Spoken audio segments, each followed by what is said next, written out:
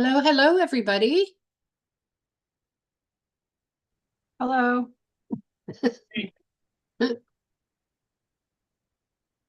Everybody's on time and early and on time. Wow.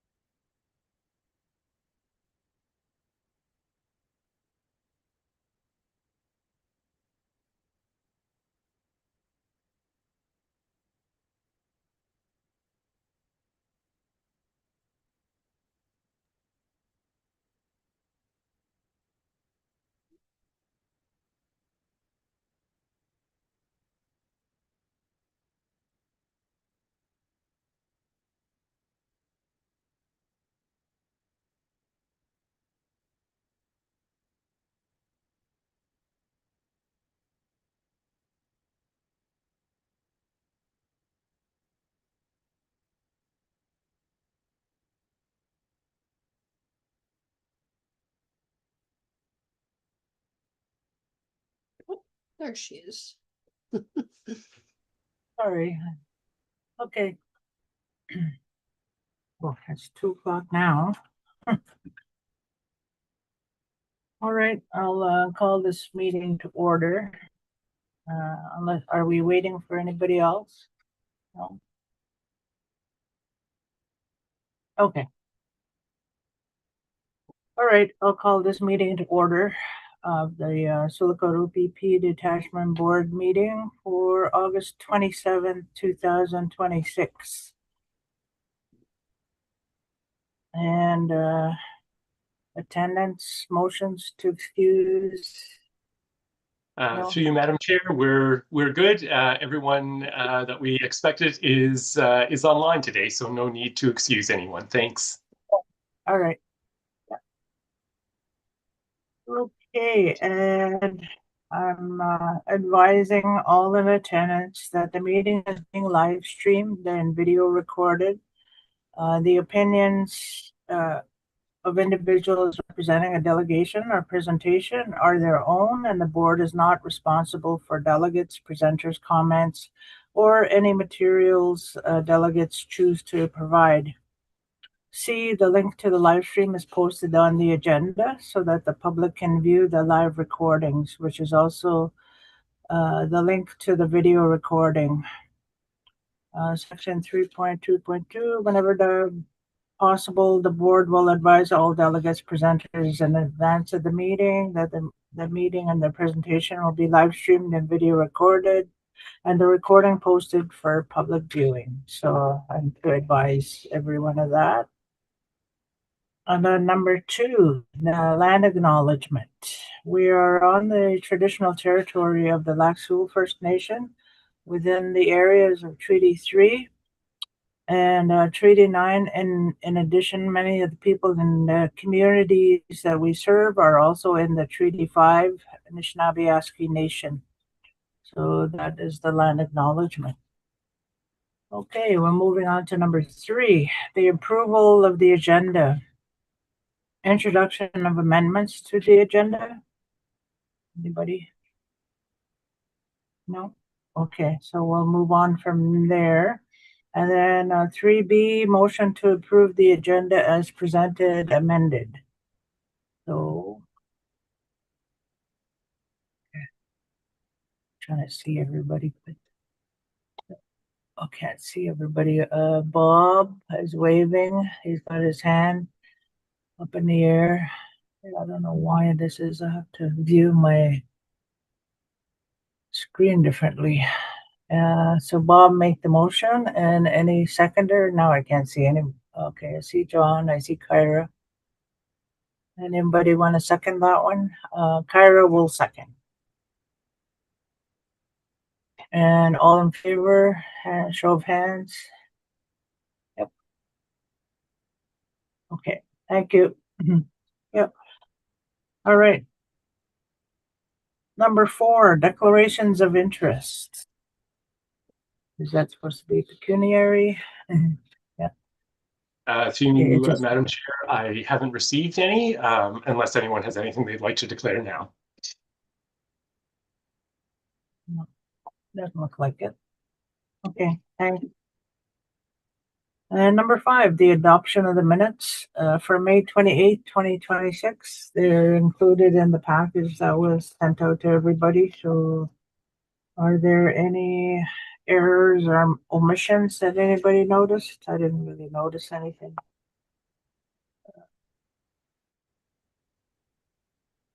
I didn't notice anything. Anybody else? No? Okay.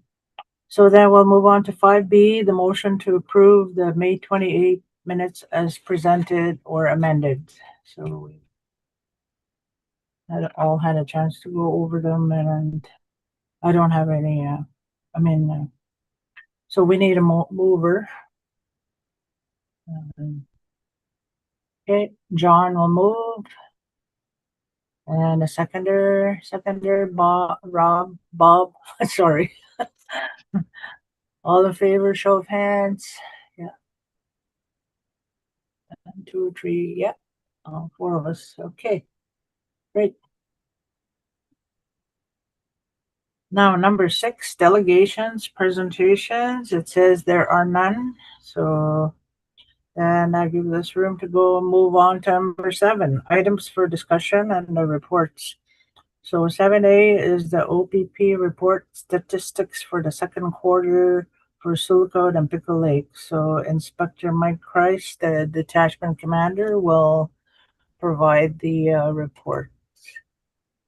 Thank Okay, you, Madam Barry. Chair. Good afternoon, everyone. Can everyone hear me?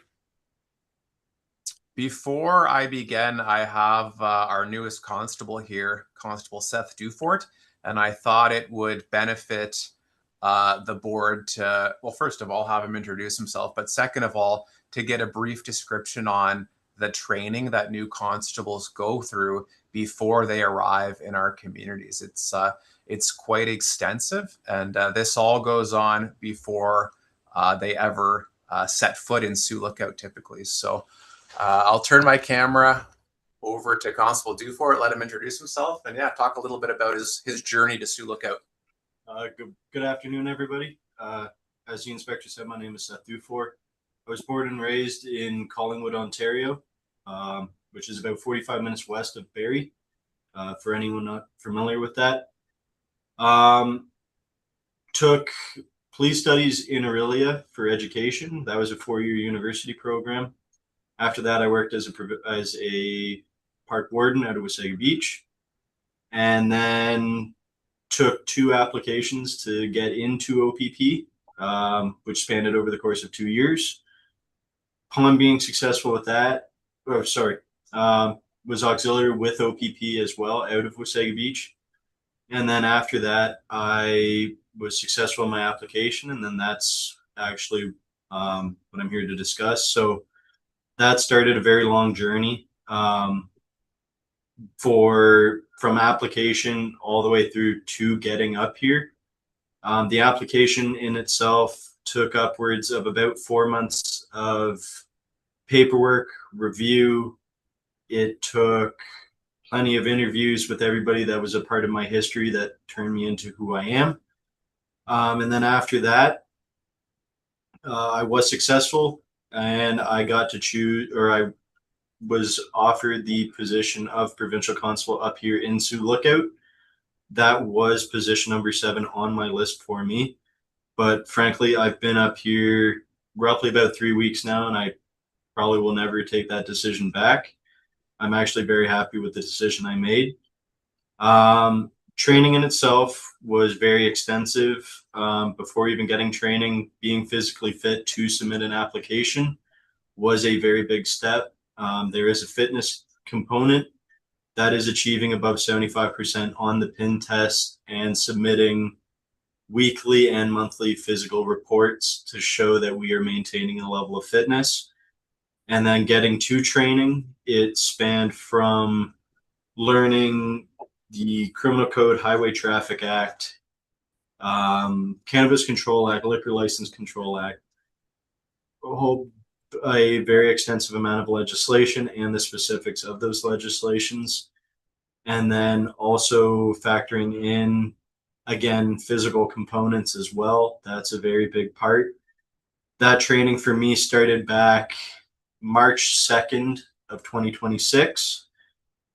It originally started as 2 weeks in Aurelia for pre-training, where we learned specifics of what OPP was looking for us and how we were to be successful when going to the Ontario Police College. Then we did a 3-week online component for OPC. That was an introduction as well as beginning the online portion of OPC. And then it ranged to an additional 3 more months at OPC, where we learned everything from more in-depth knowledge of provincial and federal legislation, as well as vehicle operation, which is operating a police cruiser at high rates of speed, as well as maneuvering, how to handle and control the vehicle while using our radio, and performing a bunch of other duties while performing that task.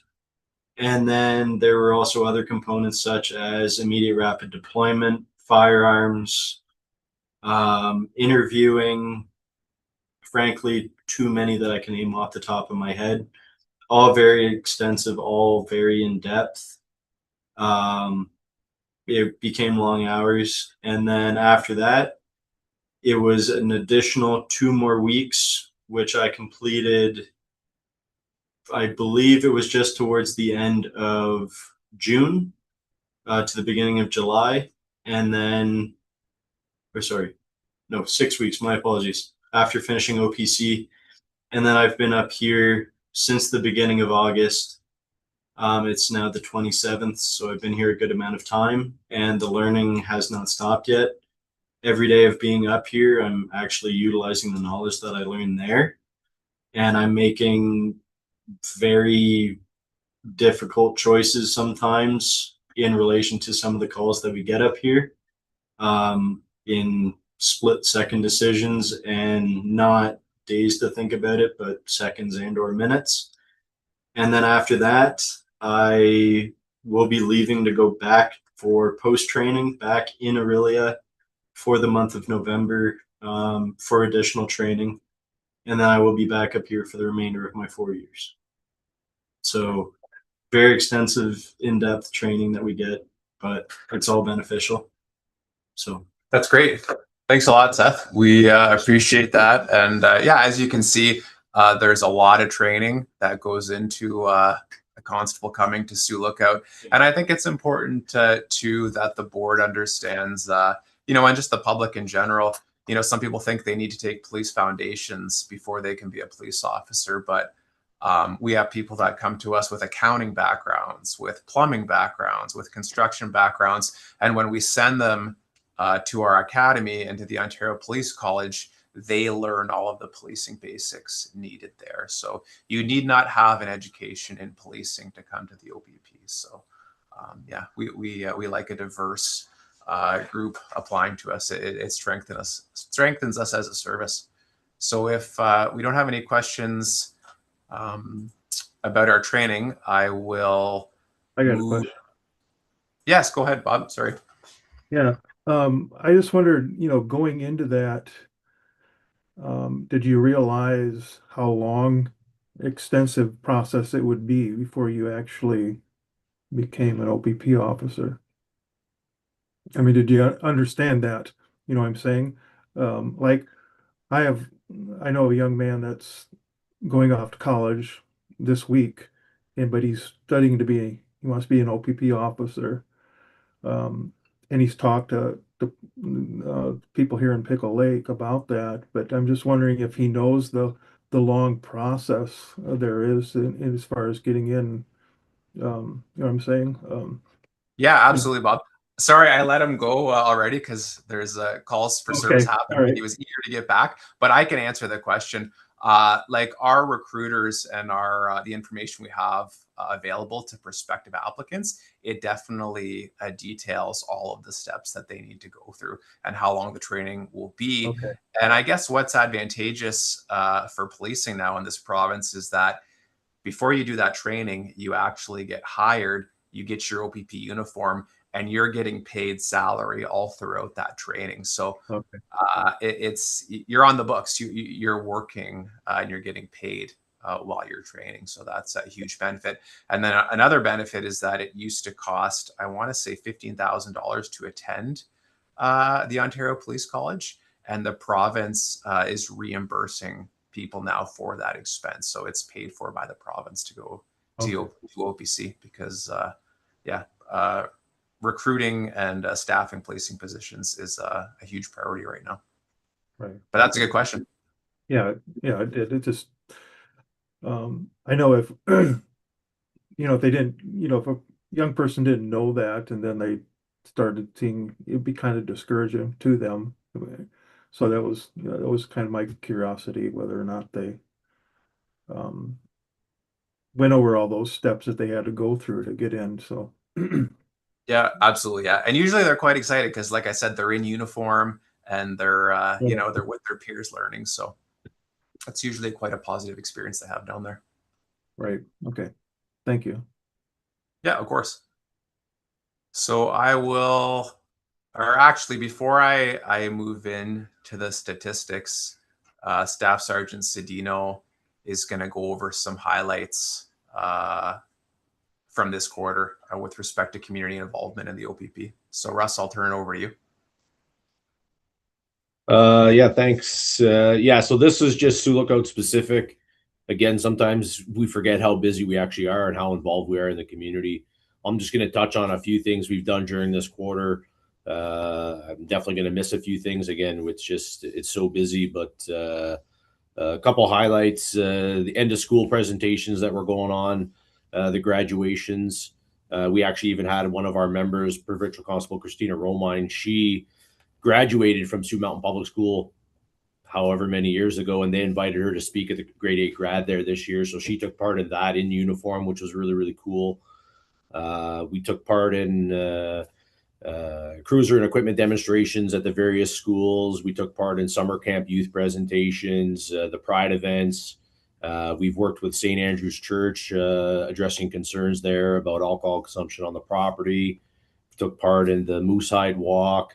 We still have our CMO, Graham DeJarley, which I'm sure many of you do know, who takes part in our biweekly situational table meetings. We took part in the Smile Cookie campaign at Tim Hortons. And one of the neatest things that we've done this year is we got the hospital to agree to conduct a code silver drill. For those who don't know what that is, it would be the equivalent to a lockdown drill at a school. So that was very, very well received by the hospital, identifying some issues on our end and their end. If we end up having to respond to a code silver type event at that hospital, it was so well received that we're actually going to do another one next year for sure. And then just like the inspector was talking about with Constable Dufert, we're always recruiting. Graham has been out in the community. We have other recruiters that we've brought in from Thunder Bay, attending multiple events at Pelican Falls, Sioux North High School, the Lac Sioux Career Fair, as well as the event last month at the arena. Again, always trying to recruit. We definitely are always looking for good police officers. So anybody out there looking for a job in law enforcement that you're interested in the OPP, it doesn't matter what your age is or what your education is. If you're interested, we strongly encourage you to apply. So, and I will throw out there, like, I know it's Q3 that's going to be next. We've got a lot of things coming up for Q3. The biggest event that we're going to have thus far on the books is our Golden Helmets Precision Motorcycle team. They are in Sioux Lookout next Friday at 6 p.m. and we are definitely looking forward to that. They're doing a whole Northwestern tour, and we were able to get them to come or agree to come to Sioux Lookout for the one event. So it's a 30-minute show, and we're looking forward to it. Thanks, Russ. So moving on to the statistics portion. So looking at page 2 of the report, the calls for service billing summary report, you'll see our total billable calls in Sioux Lookout are up at 1,002. Oh, sorry.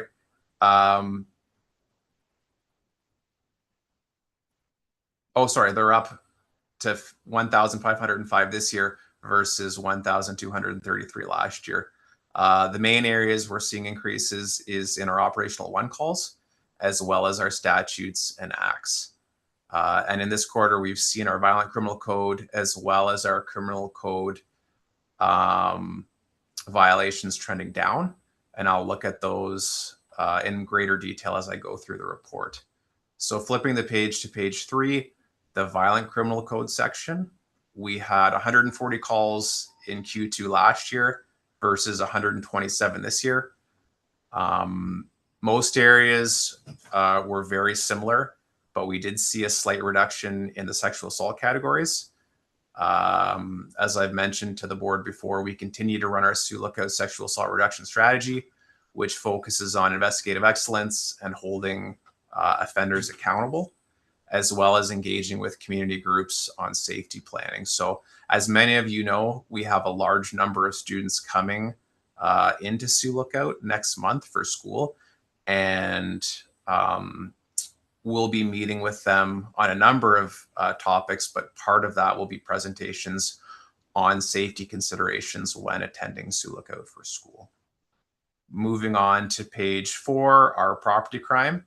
You'll see our calls for service are very similar Q2 last year versus this year, with 64 calls last year and 60 this year.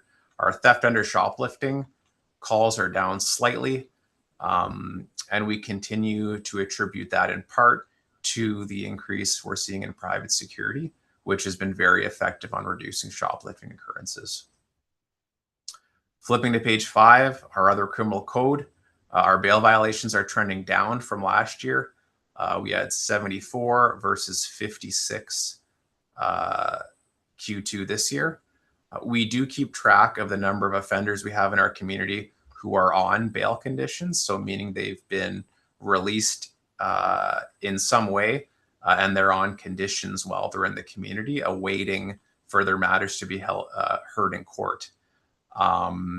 And we've seen the number of these individuals on conditions go down in the second and third quarter this year. So that certainly could be attributed to the reduction in bail violations occurrences we're seeing. So at the beginning of the year, we had 54 offenders across our communities in this cluster on conditions in the community that we're monitoring versus only 28 as of this month. And with respect to monitoring offenders in our communities, so far this year, our officers have conducted 419 compliance checks on offenders in our communities who have conditions they need to abide by. Moving on to page 7, drugs.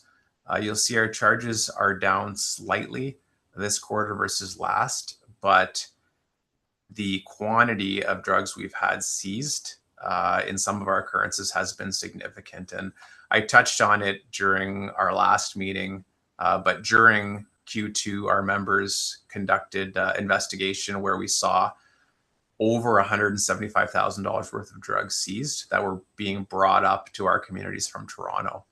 And drug enforcement continues to be a huge priority in our cluster, with our community street crime unit continuing to gather intel and execute warrants in the Sioux Lookout area, looking for drugs specifically.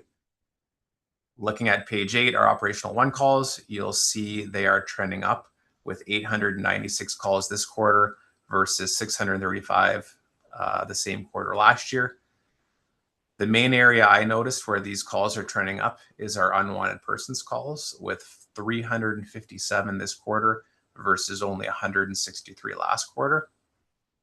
And then looking at page 10, I also noted that our Trespass to Property Act occurrences are also trending up. And these two types of occurrences, they're similar in a lot of ways. And Looking at our heat maps, the vast majority of these calls for service are in areas very close to where alcohol is sold in our community. And we continue to have large amounts of data to support that the availability of alcohol in Sioux Lookout is the most significant driving factor for police calls for service across the municipality. And Sioux Lookout has significantly more police calls related to public intoxication from the consumption of alcohol than anywhere else policed by the OPP. So this is a topic I'll continue to report to the board on and share statistics as discussions concerning safety and overall wellness in our community are closely tied to the availability of alcohol. Moving on to page 12, you'll note our Highway Traffic Act charges are up approximately 60% from last year. Part of that can be attributed to our focus early in the year on commercial motor vehicles during our winter road safety campaign. A number of CMVs do travel through the Sioux Lookout area before going on to Pickle Lake and our far north winter roads. You'll also note that our seatbelt charges are up fairly significantly. And, this has been a big priority for our detachment as well.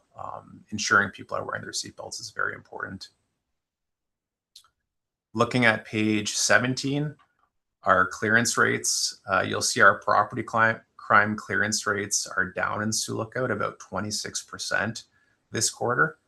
Having high property crime clearance rates is something that we really pride ourselves on across this cluster. And because I've noticed them dip down, I've initiated a review of all of our property crime occurrences within Sioux Lookout for 2026. And an officer is assigned to complete this review. And part of that review is going to ensure that for every occurrence, the occurrence clearance status is selected appropriately. And also that our standard operating procedures for property crime occurrences, the steps that officers must take to ensure all investigative avenues are looked at, are adhered to. So I anticipate that once that review is completed, our property crime clearance rates in Sioux Lookout are going to be higher than they are right now.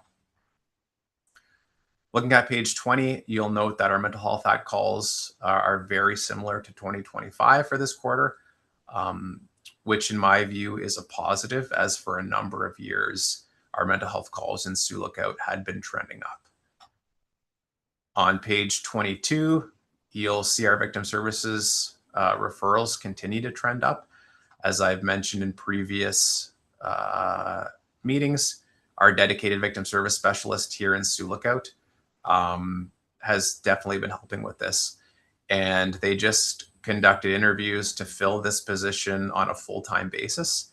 And we should have a decision in September on who's going to assume that position full-time. So really excited about that. It's been a really great success across our cluster in ensuring that victims and their families are adequately kept up to date on criminal proceedings. And even in some cases, even when no criminal charges are laid, if somebody has been involved in a bad traffic accident, things like that, they can be providing updates with respect to occurrences like that as well. Looking at page 23, you'll see our foot patrol continues to trend up from last year. This quarter, our officers in Sioux Lookout logged 330 hours of foot patrol, which is really nice to see.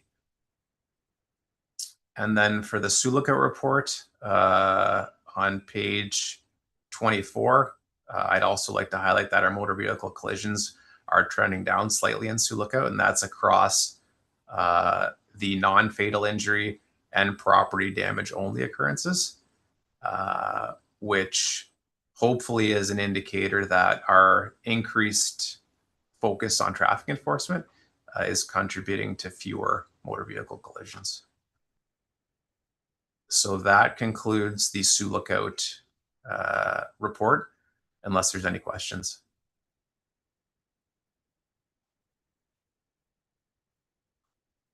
And if there's not, I will move on to the Pickle Lake report. So before I get onto that, I'll provide some Pickle Lake community updates. So currently we have 2 new recruits for Pickle Lake down at the academy. They're scheduled to arrive in Pickle Lake in November. So that's going to be exciting for the officers up there to have some new recruits. We were recently able to send 2 more of our members in Pickle Lake on our ATV course. The OPP has its own ATV course. And as a result, they've been much more proactive there in conducting ATV patrols within Pickle Lake, but also on some of the surrounding trails around Pickle Lake, which is important for us. Our officers through Q2 continued to be really active with Grelancia Public School, especially at their breakfast program. They also attended their year-end school event. And the officers up there have also been really focused on conducting walkthroughs of businesses and the school just to be more visible and more available to community members. The officers up there also had a group from Mishkegogomang, the school there, come for a walkthrough of the detachment, which went really well. And looking at Q3, I know the members in Pickle Lake are planning to host for the Blackfly Festival children's scavenger hunt, which they've gotten some great buy-in from some other organizations in Pickle Lake, and we really feel like that's going to be a great event for the community.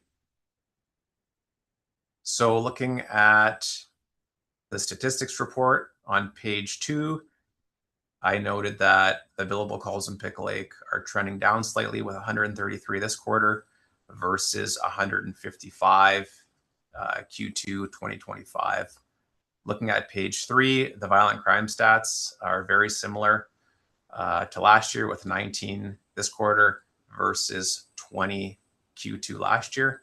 One area we did see trending down was assault with a weapon calls, with only 2 this quarter versus 6 last quarter. I did look at them. I couldn't identify any specific reason for the decrease, but it's something that we'll continue to keep our eye on. Looking at page 4, I noted property crime is trending down slightly in Pickle Lake.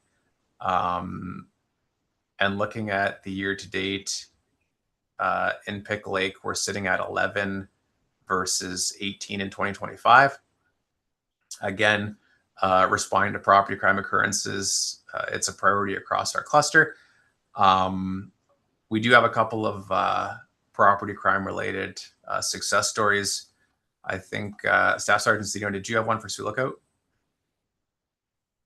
I just have a little one for Sioux Lookout in relation to property crime. Again, we understand that the clearance rate currently is a little down, but these are the extents that we want to see our officers go to solve these things, and they do. So just like this past week on the 21st, we received a call that a person has their wallet stolen out of their car.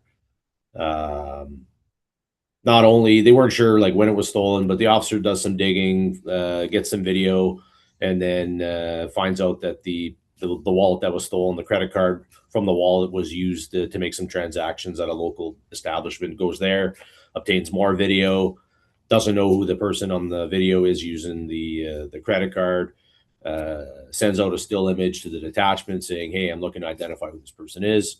Anybody know who this is?" And immediately another officer was like, "Yeah, I know who that is." They're able to confirm the identity of that person through not only the officer knowing the person, but through body cam footage from dealing with that person on a separate call wearing the same clothes.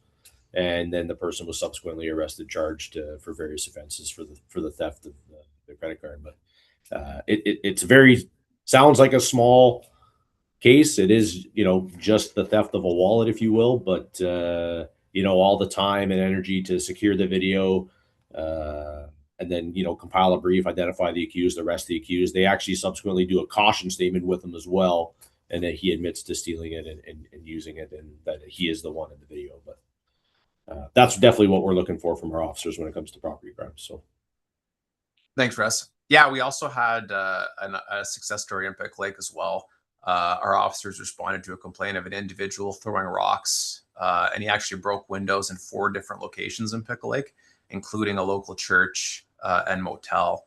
And again, officers, they did a great investigation. They obtain witness statements. They had a scenes of crime officer come out and process the scenes and gather physical evidence, and then also collect and review video surveillance. And as a result of that investigation, they were able to identify a male and arrest him, and he was actually remanded into custody. So it's another success story that's what we're proud of across the cluster, and something we want to keep seeing. We know property crime negatively impacts community members, and it's something that whenever possible, we're going to work our best to solve them. Moving on to page 8, I'm pleased to report that our trouble with youth calls in Pickle Lake are trending down. We had 12 this quarter last year versus only 4 this quarter. I know, as we've discussed, the officers in Pickle Lake have taken a lot of pride in working with Gralancia School and being as involved with the youth as possible. A lot of positive interactions.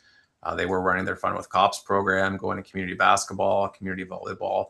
So my hope is that, those positive interactions with youth are contributing to these numbers trending down. Looking further down that page, I did note that our unwanted persons calls are also trending down slightly in Pickle Lake. However, moving to page 10, our Trespass to Property Act occurrences in Pickle Lake are up slightly.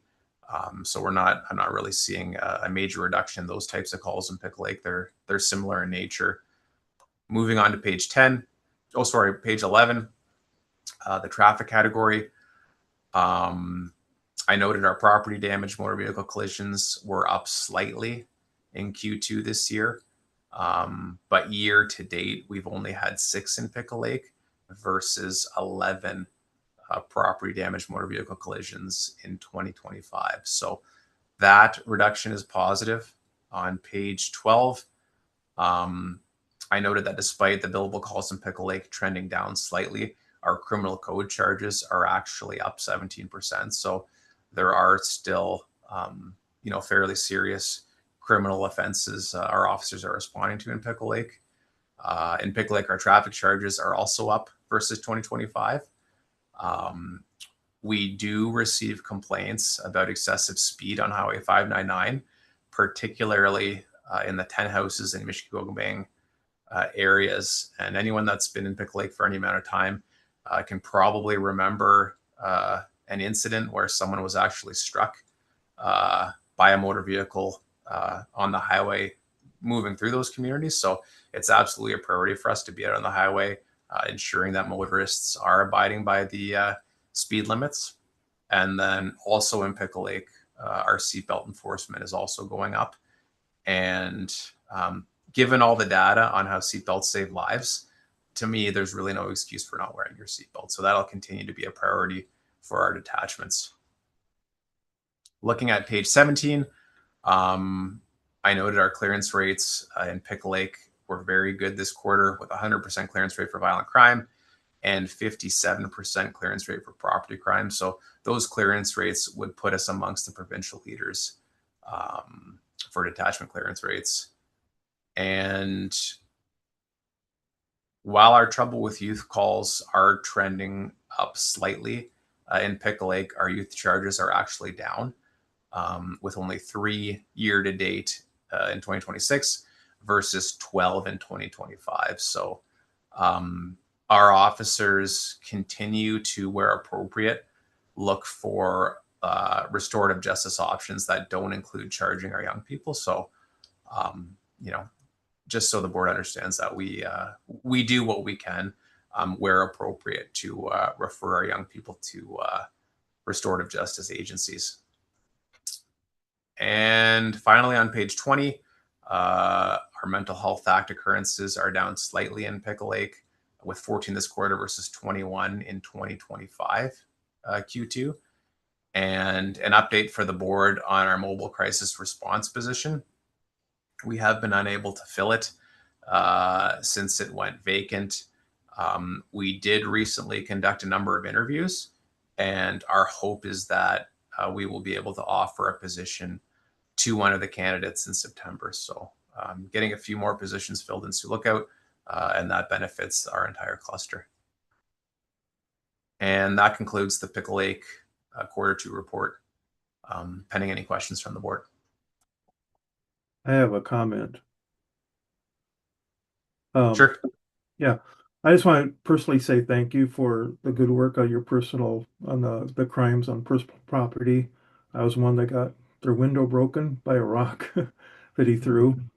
And especially thank you to Constable Goodman. He was very thorough and keeping me up to date what was going on. So I'll have to say thank you. So Good. That's excellent feedback, Bob. I'm sorry that happened to you, but I'm glad that well, A, they were able to solve it, and B, that they were able to keep you in the loop, because yeah, property crime, a lot of people don't realize you know, the impact that that has on you. It's definitely not pleasant. They think of violent crime, but property crime, you know, it's troubling as well. So I will relay that to Constable Goodman. Thank you.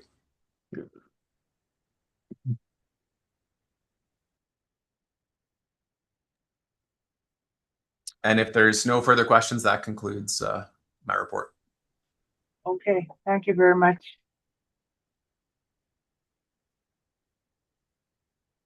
All right, now we're on to 7B, which is the 2025 Detachment Board Annual Report.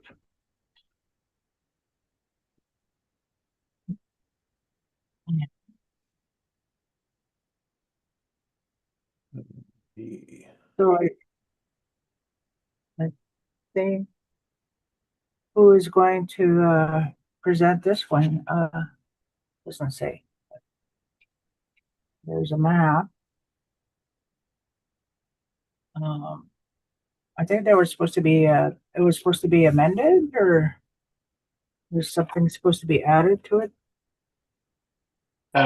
Yes, through you, Madam Chair. So we had discussed the board's portion of the report at the May meeting, and so now we've just the inspector has incorporated the board's portion into the overall report for the detachment, and so this is really just showing the board that those documents are now integrated as to one document, and that characterizes the 2025 Detachment Board Annual Report that will be available on our website, of course, as well. And I believe, and the inspector can correct me if I'm wrong, but I believe that probably gets shared with the inspector's colleagues within the OPP as well. Yes, absolutely. It gets widely distributed in the OPP, and it's posted on our internet page. Great. Through you, Madam Chair, the annual report that will also be sent to the councils of Pickle Lake and Sioux Lookout. It's a requirement of the Community Safety and Policing Act that the boards report on their activities. So, and that was approved back in May. So as Brian said, this is just a consolidation of the two. Yeah, so we'll be sending that for their information. All right. Okay, so do we need to make a motion or anything about this report? No? Okay. And are there any questions or comments about the report? I guess we should ask that. No questions? No? No, I don't see anybody's hand up, so okay, so that's the report. And we'll move on to 7C, the 2629 Sioux Lookout Detachment Action Plan.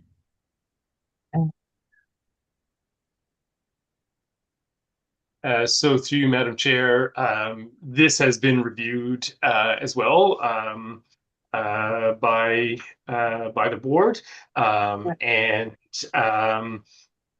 I see we have messages from both the detachment commander and yourself, and so again, this is sort of a summary of sort of some of the key areas that that the detachment will be focusing on during this period, and it covers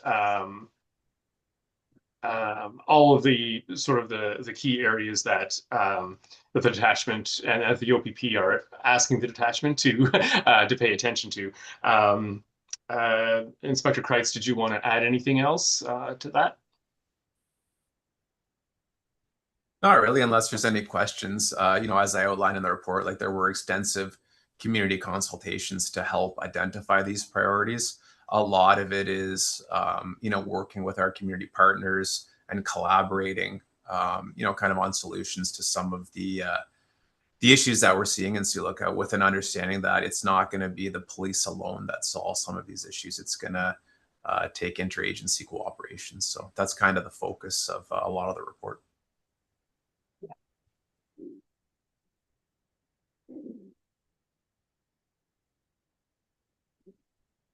And if there are no questions, then the action plan is developed now, and not sure where it goes after that. To you, Madam Chair. So I know the inspector will certainly be referring to it in terms of guiding his work. The board will be looking at it on an annual basis and seeking updates on the various activities and initiatives. It'll be posted on the board's website as well for the public in case they are interested.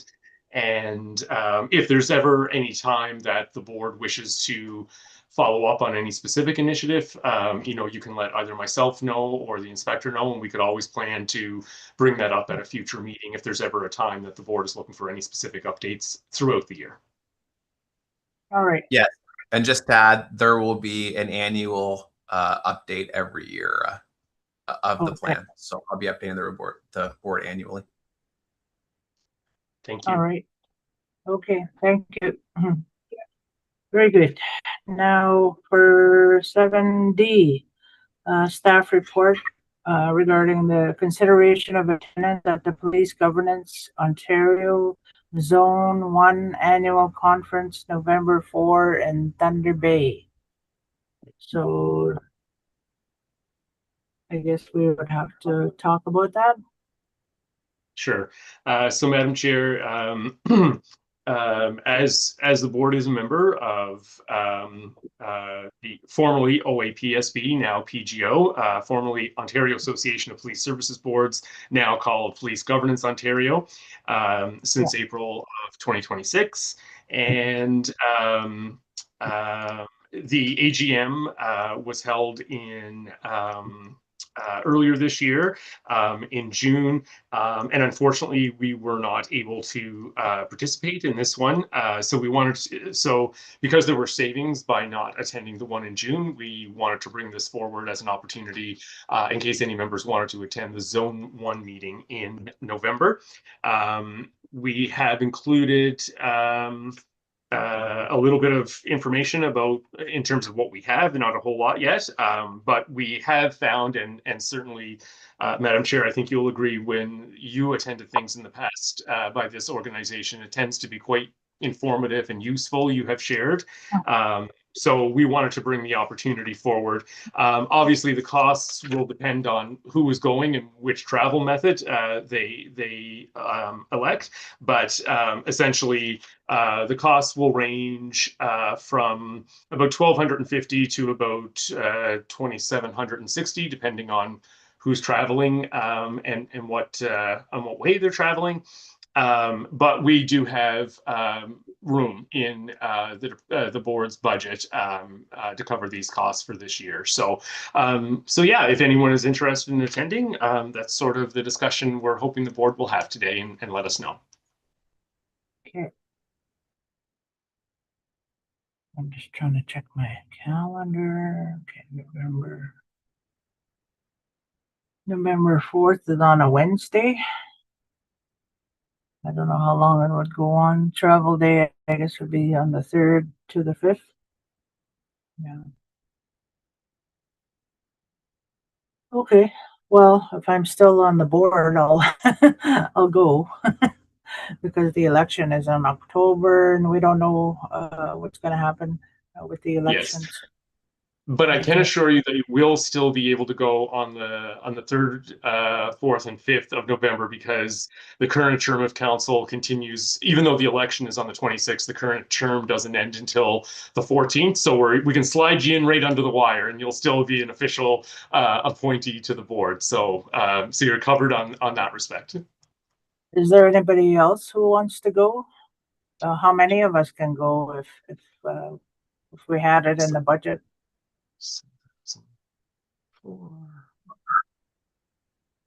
Yeah, so we had initially budgeted approximately 7,000 for professional development in 2026. Since January, we've used about 4,500 of that.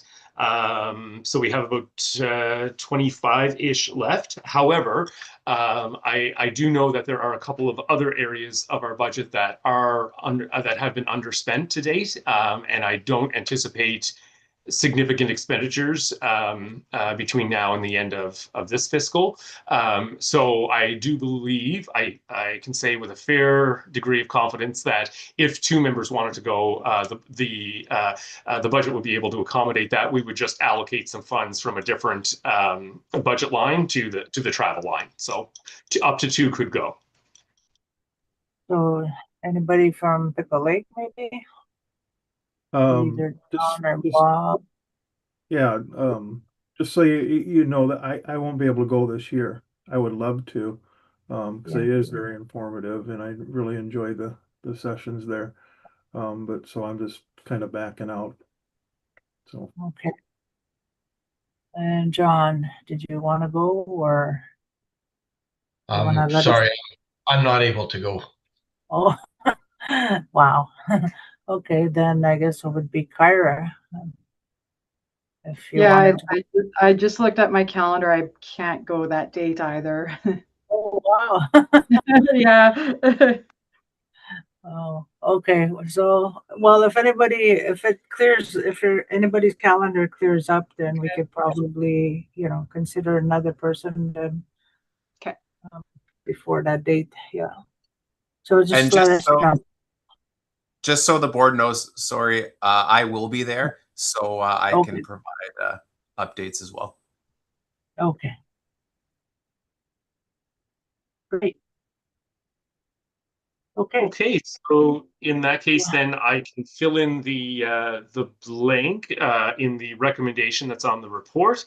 So that will read that the Sioux Lookout OPP Detachment Board authorizes the chair, Darlene Anchikaneb, and up to 1 other detachment board member to attend the Police Governance Ontario PGO Zone 1 annual conference on November 4th, 2026 in Thunder Bay, with the necessary expenses allowed. So we would just need a mover and seconder for that.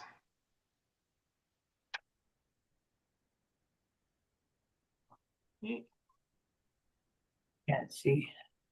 I saw Kyra's hand up. Yeah, I can't see And Kyra. John. Yep. John, yeah, you can see John. There we go. Okay. And all in favor, show of hands. Yeah. Okay. Great. All right. Thank you. Thank you. Okay. So 7E, we have the staff report for the 2027 budget. Thank you, Madam Chair. So again, this is a requirement that the board produce a budget each year. Once the board is satisfied with it, it then goes to the respective councils of Sioux Lookout and Pickle Lake for essentially ratification. Also just a reminder that a budget is just that, and we must stay within it. We can't exceed it. But for the purposes of actual cost recovery, the respective municipalities only get invoiced for what we actually spend. So as I mentioned in the last discussion, we are underspent in some of our budget categories for 2026, and so that just means that Sioux Lookout and Pickle Lake councils don't have to spend as much as they had originally budgeted. Thank you. Sorry about that. So essentially, the budget that we've put together this year is very, very similar to the budget from last year.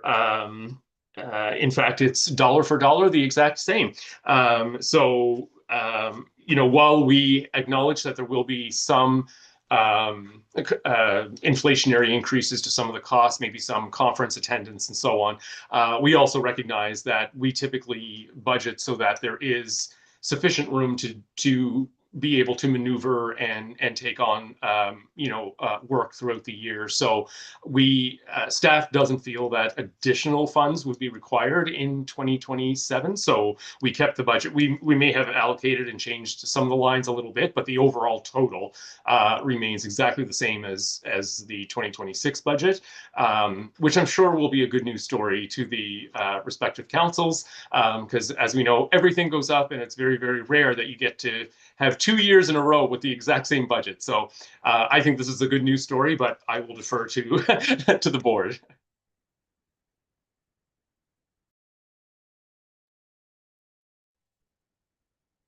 All right, everything pretty much stays the same with the budget, so that's good. And do we need a motion to pass the? Yes, budget? Madam Chair, if we could. Yeah, I have one, if you'd like me to read it out. Sure. Thank you. So that the Sioux Lookout OPP Detachment Board recommends to the Council of the Corporation of the Municipality of Sioux Lookout and the Council of the Corporation of the Township of Pickle Lake that the 2027 Sioux Lookout OPP Detachment Board budget be approved. Yeah. Need a mover. And Bob, I see Bob. And John. Bob and Okay. And show of hands. Everybody in favor? Yep. Okay. thank you so much. All right. Good. Okay. 7F. Report notes from the chair at the PJO session for chairs on June 10th in Thunder Bay. I had tried to send the package that we were given down there, and it's too big.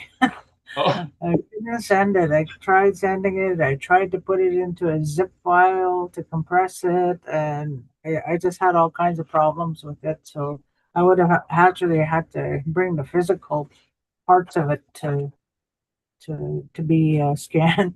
But anyway, I sent the agenda, and the meeting started at 8:30 and it ended about 2:30, and we had the welcoming from the Superintendent McKillop and Crab and Burlingquist. And we covered the topic, healthy workplace and wellness, operational supports.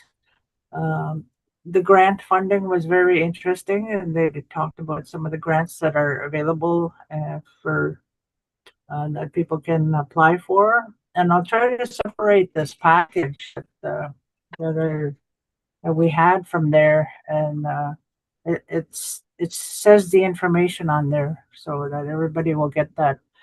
The OPP billing model, and we covered that. We had the PCC floor tour, which was a tour of this big room, and they had all the calls for service for Northern Ontario. It was amazing because the workers had like these big computer screens. They had about maybe 4 of them that they worked with, and it showed you the calls, where they were coming from and everything. And a lot of the stuff that the technology that they talked about that was what do you call that? Is the satellite technology that could scan that one house, and it told you how many people were in that house and where they were moving to and from. It was just amazing. And you know, the technology that they're using is really really something. But anyway, so it just, there's different people that work within that room all the time. Number 6, we talked about the service delivery model, with the senior manager, Tina Olet. And then another presentation was made by Sergeant Teresa Wabasong about the Northwest recruitment strategy. So they talked about where they went, what they've done to recruit officers in the program.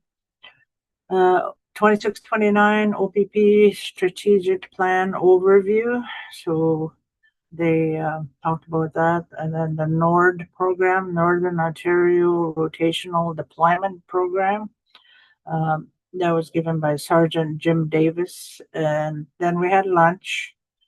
And then we did the major incident and emergency response with Sergeant Jim Davis.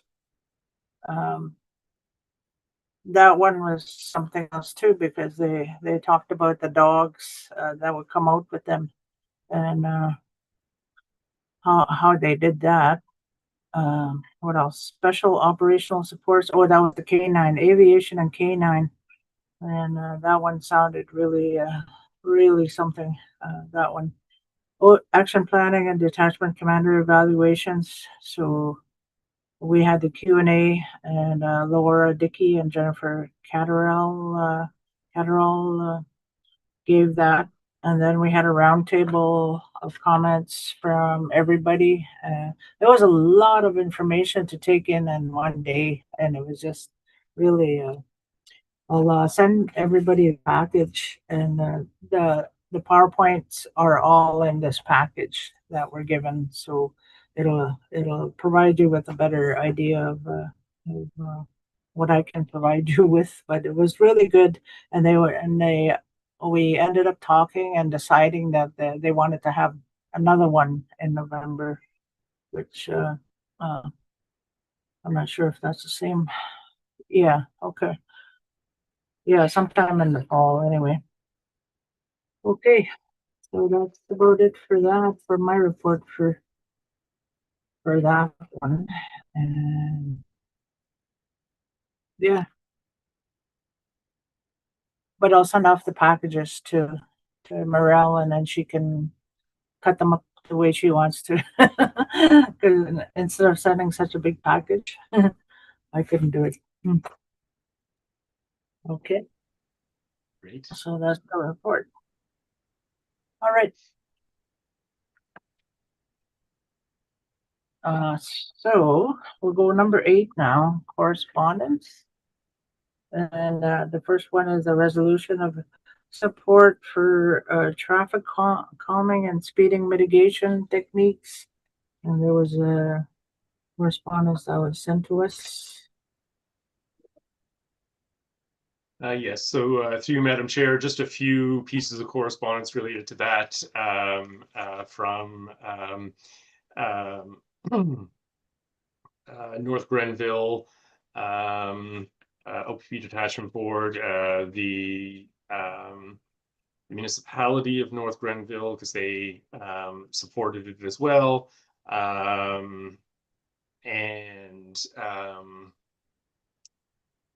this all sort of began with a resolution from from the Huron OPP Detachment, or sorry, the village of Microville Wolford's detachment. This all sort of relates back to a number of months ago. The provincial government essentially said that municipalities could no longer use radar cameras for traffic enforcement purposes and for issuing tickets specifically. And so municipalities who had employed that particular technology said, well, we need some help from the province then to give us other methods to mitigate, high-speed traffic and to improve road safety. So the provincial government stepped forward with some funding for those municipalities which had lost the ability to use photo enforced radar and speeding cameras. So these resolutions essentially are asking the province to make that funding available to all municipalities, whether or not they had speed cameras, and so that's essentially the crux of the issue. listening to the inspector's comments about tickets and speeding and so on in our community, it does sound like that is either stable or slightly going down in some respects, which is a good thing. One of the challenges with circulating correspondence of this nature is that sometimes there's a significant passage of time between when something is originally considered and then by the time other people get a chance to weigh in on it. My advice to the board is to monitor this file for another little while and see if the province takes any action. I know there are some other funding opportunities that the province has made available to support driving safety and related measures. So those are other options that would be available to municipalities. So this is sort of an issue that is, I guess, primarily municipal council in nature, just because if funding was to be provided, it would be the councils that would get that funding if they had a use for it. And I think that circulating it to the boards is good for information. I think that the board sort of receives it as information at this point. However, if the board wishes to take any action, we can certainly do that as well.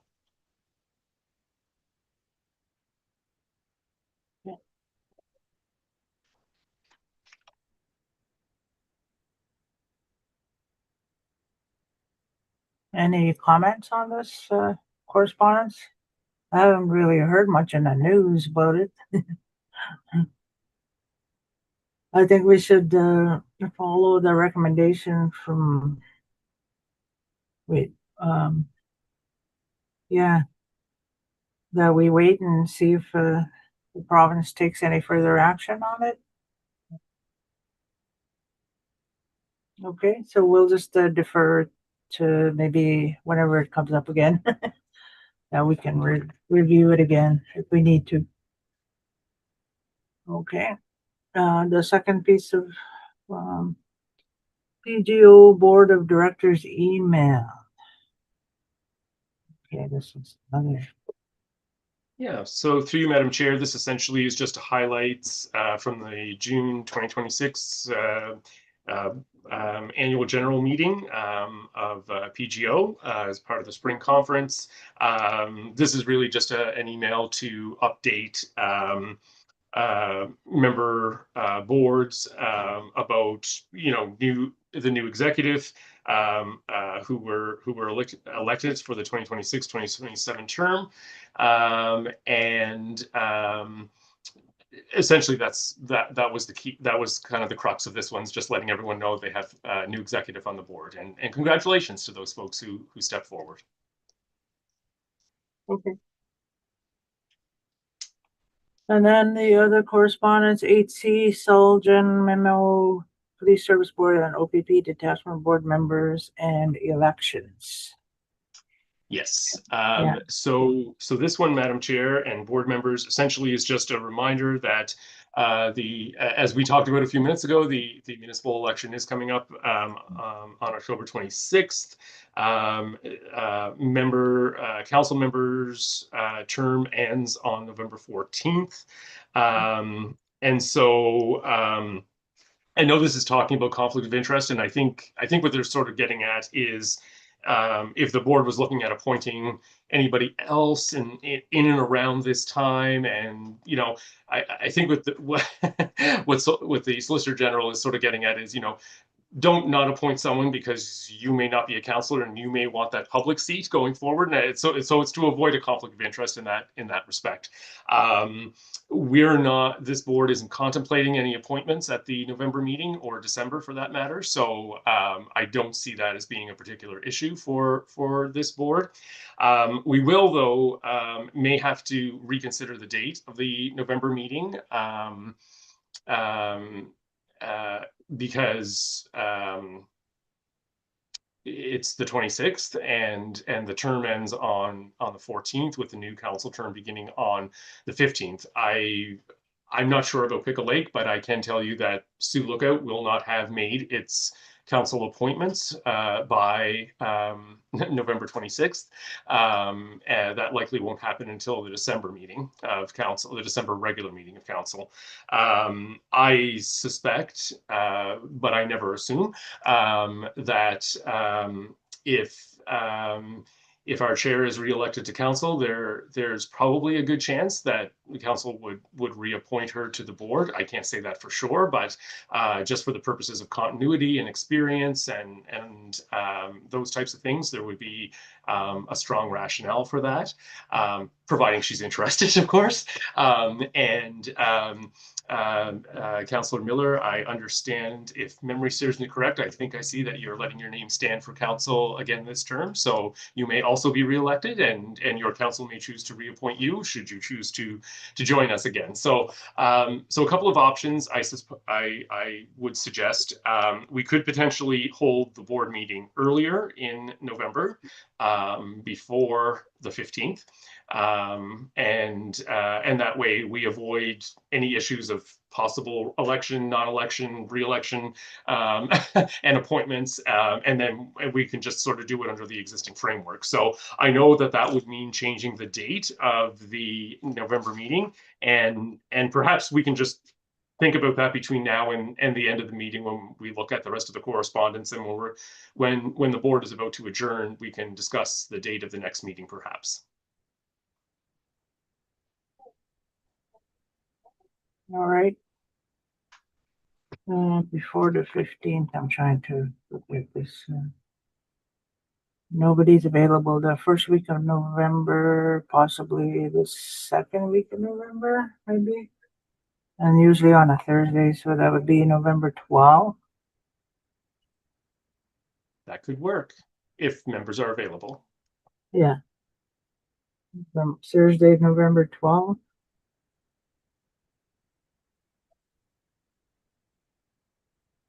Okay.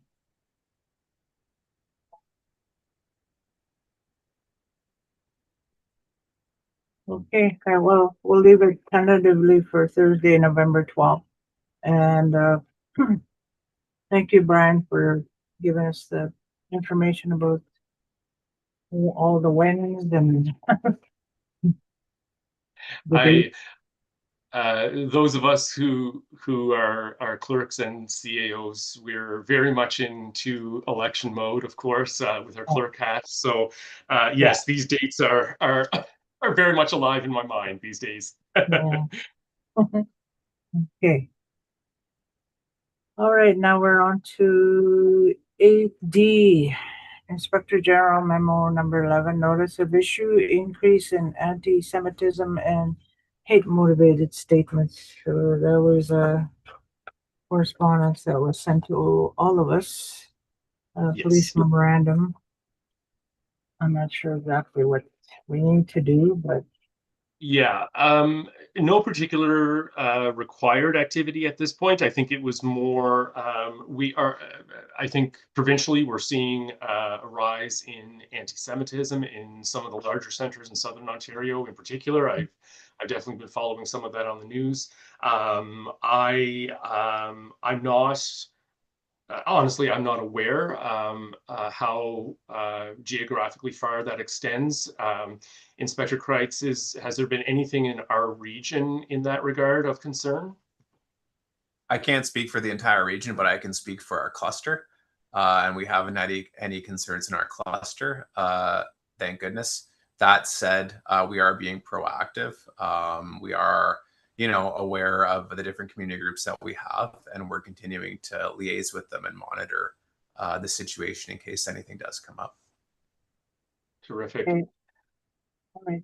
Based on that update from the inspector, I would suggest that this is also just a piece of, be filed for informational purposes, and certainly the inspector would, I'm sure, notify the board if there were any issues, if not anti-Semitism, if there was any other sort of hate or hate-involved crimes respecting any other types of groups. So thank goodness that's not something we're dealing with in our, as Inspector Kreitz said, in our cluster. So that's good news.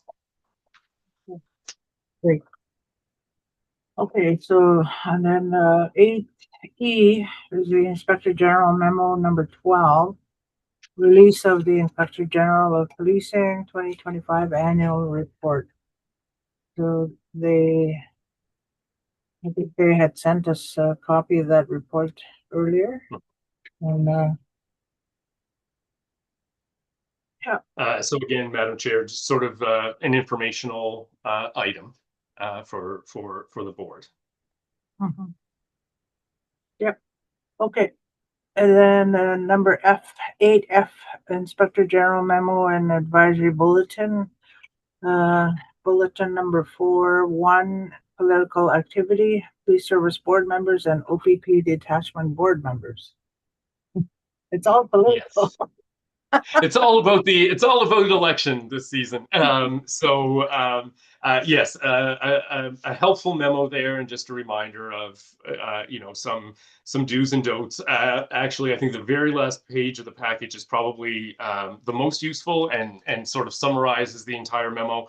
It has a little graphic on the top. It says political activity what board members need to know, and it kind of gives a list of do and don'ts there. And again, it's only an issue if it creates a conflict of interest.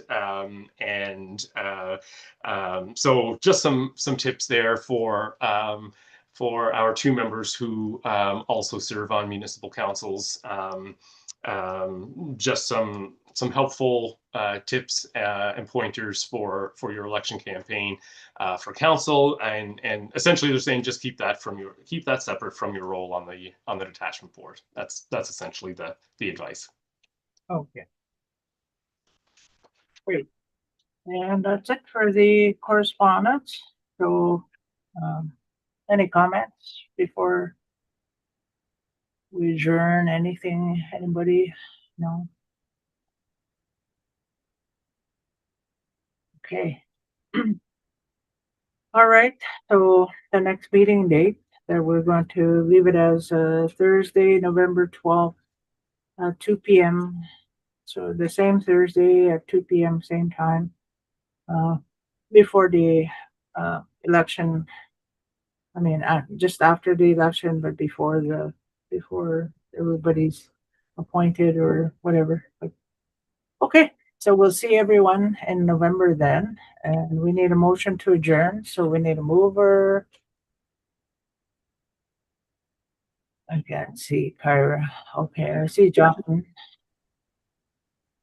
And Okay, great. And all in favor? See you in November. Bye. thanks, everybody. Take care. Bye. Thanks, everyone. Okay. Bye. Bye.